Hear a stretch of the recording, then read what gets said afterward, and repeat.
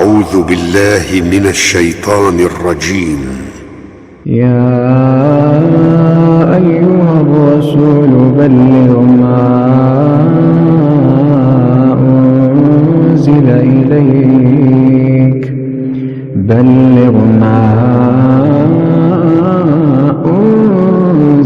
إليك من ربك وإن لم تفعل فما بلغت رسالته والله يعصمك من الناس إن الله لا يهدي القوم الكافرين. أعوذ بالله من الشيطان الرجيم. بسم الله الرحمن الرحيم.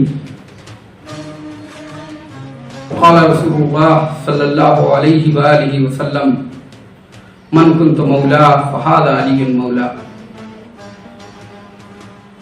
السلام علیکم ورحمۃ اللہ وبرکاتہ. اسعد اللہ ایامکم. ہماری زندگی میں پھر ایک مرتبہ وہ دن آیا جو سال کے 4 دنوں میں سے ایک دن ہے جو افضل دن ہے، یعنی روز غدیر. یہ وہ دن ہے کہ جس دن پیغمبر اسلام اپنے آخری حج سے پلٹ رہے تھے، اور یہ وہ عظیم حج ہے کہ جس کے سلسلے میں پیغمبر نے حج پہ جانے سے پہلے بھی مسلمانوں کو بار بار متوجہ کیا، لوگوں کو دعوت دی کہ میں اس سال حج کر رہا ہوں. لہذا 70,000 سے 1 لاکھ بلکہ 1,20,000 تک کے حاجی شریک ہوئے حج کے موقع پر.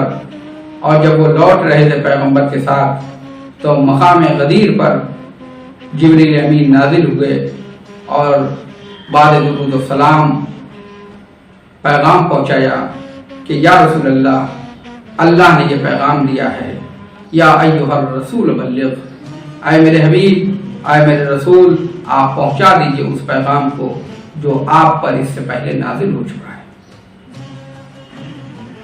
اگر آپ نے وہ پیغام نہیں پہنچایا، اگر آپ نے یہ کام نہ کیا تو گویا کار رسالت انجام نہیں دیا ہے. اللہ آپ کو دشمنوں کے شر سے محفوظ رکھے گا. پیغمبر اسلام نے حکم خدا کے بعد بغیر کسی چوں و چرا کے، وہ نبی جو بغیر اللہ کی مرضی کے کلام نہ کرتا ہو، وہ نبی جو بغیر اللہ کی مرضی کے کچھ سوچتا ہو، سمجھتا ہو، کسی چیز کی آرزو و تمنا نہ کرتا ہو، انہوں نے فرمایا کہ لوگوں کو بلایا جائے. جو آگے بڑھ گئے تھے وہ پیچھے ہوئے، اور جو پیچھے رہ گئے تھے ان کا انتظار ہوا. اچانک میدان غدیر میں اذان ظہر کی گونج ہوئی. سب لوگ پیغمبر کے ساتھ نماز پڑھنے کے لیے آمادہ ہیں. اونٹوں کے کجاوے کا ممبر ہے. پیغمبر ممبر پہ گئے اور ممبر پہ جانے کے بعد یہی سوال کیا، کیا میں تم پر تمہارے نفسوں سے زیادہ حاکم نہیں ہوں؟ کیا میں تمہارے نفسوں پر تم سے زیادہ اختیار نہیں رکھتا ہوں؟ یعنی کیا میں تم پر حکومت نہیں کر رکھتا ہوں؟ کیا تم ہماری حکومت کو نہیں مانتے ہو؟ کیا تم میری ولایت کو نہیں مانتے ہو؟ سب نے کہا یا رسول اللہ، بلا یا رسول اللہ. ایک بلا کا شور تھا. اس وقت پیغمبر نے اپنے خطبے کو جاری کرتے ہوئے نماز، روزہ اور وہ تمام کے تمام چیزیں جو تعلیمات اسلامی ہے سب کو بیان کرتے ہوئے ایک مرتبہ اپنے بھائی علی کو بلایا اور ان کو اپنے ہاتھوں پہ اٹھایا، اور راوی کہتے ہیں کہ بغل کی سفیدی نمودار ہو گئی. اور اس کے بعد فرمایا من کنت مولا فہذا علی مولا، جس کا میں مولا ہوں اس کے یہ علی مولا ہیں. یعنی جس معنی میں میں تمہارا مولا ہوں، جس معنی میں ہمیں تم پر ولایت حاصل ہے، اسی معنی میں میرے بھائی علی کو بھی تم پر ولایت حاصل ہے. اور یہ وہ عظیم دن ہے کہ جس دن پیغمبر نے اس اعلان کے بعد لوگوں سے کہا کہ علی کو امیر المومنین کہہ کے بیعت کرو. لوگوں نے علی کی بیعت کی، اور صرف بیعت نہیں بلکہ کہا کہ بیعت کر کے تمہارا کام رک نہیں جائے گا، بلکہ اپنے علاقوں میں جانا، اپنے گھروں پہ جانا اور بتانا کہ حاجیوں کو دیر کیوں ہو گئی، حج سے واپسی میں دیر کیوں ہو گئی، کیونکہ یہاں پر ولایت علی کا اعلان ہوا ہے، یہاں پر علی کی بیعت کی گئی ہے۔ عزیزان گرامی، یہ وہ غدیر ہے، یہ وہ عید ہے کہ جو عیدوں میں سب سے افضل ہے۔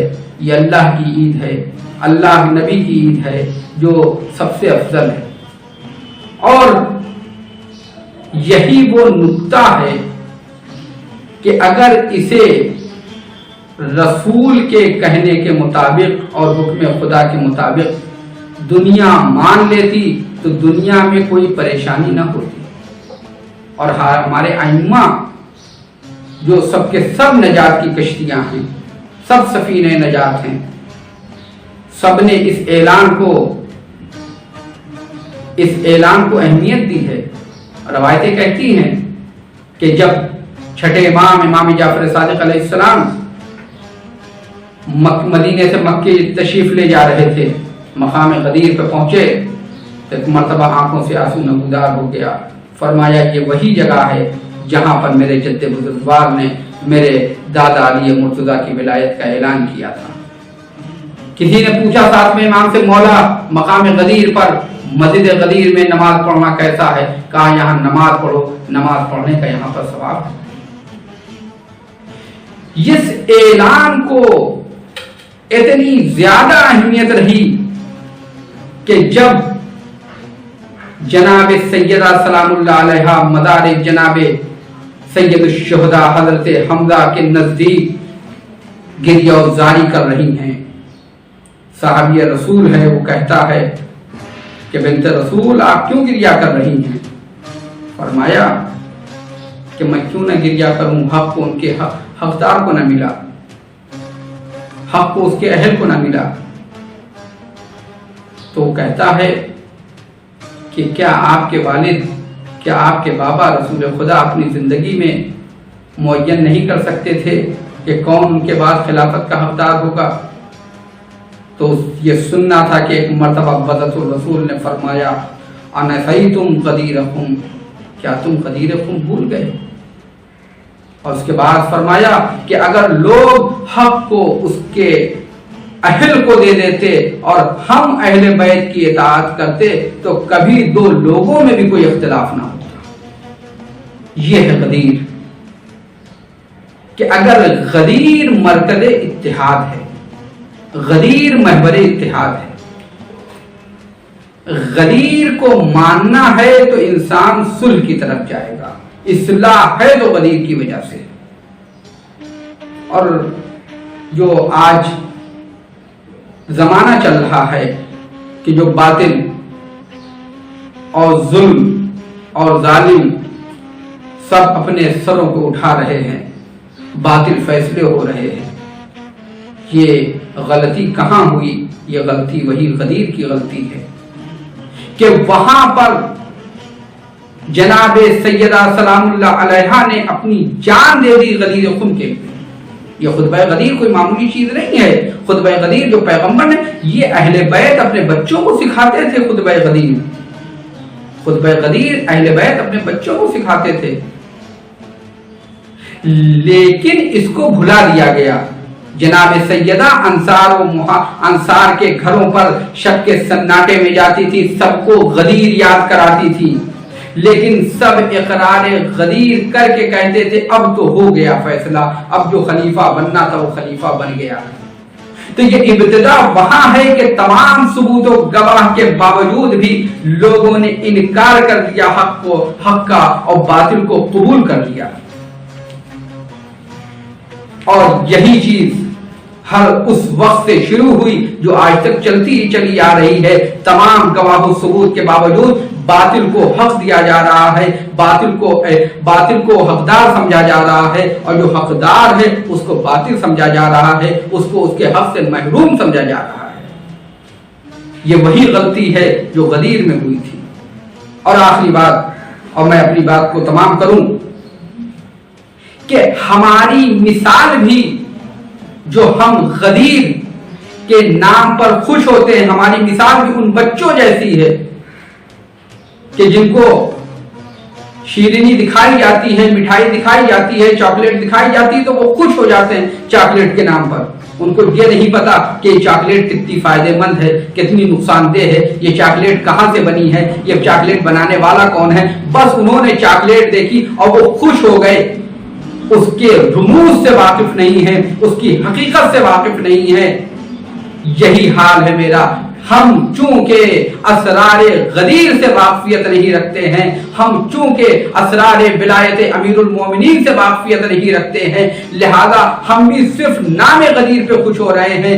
ضروری یہ ہے کہ ہم اس اسرار غدیر کو بھی عیاں کریں, اسرار غدیر کو خود بھی حاصل کریں اور اس کے بعد دوسروں کو بھی پہنچائیں. امام حسین علیہ السلام نے خطبہ منی میں بھی اسرار غدیر کو بیان کیا. کربلا کی پوری تاریخ اور کربلا کا پورا واقعہ اسی غدیر کے عیاں کرنے کے لیے تھا. والسلام علیکم ورحمۃ اللہ وبرکاتہ. اليوم أكملت لكم دينكم وأتممت عليكم نعمتي ورضيت لكم الإسلام دينا.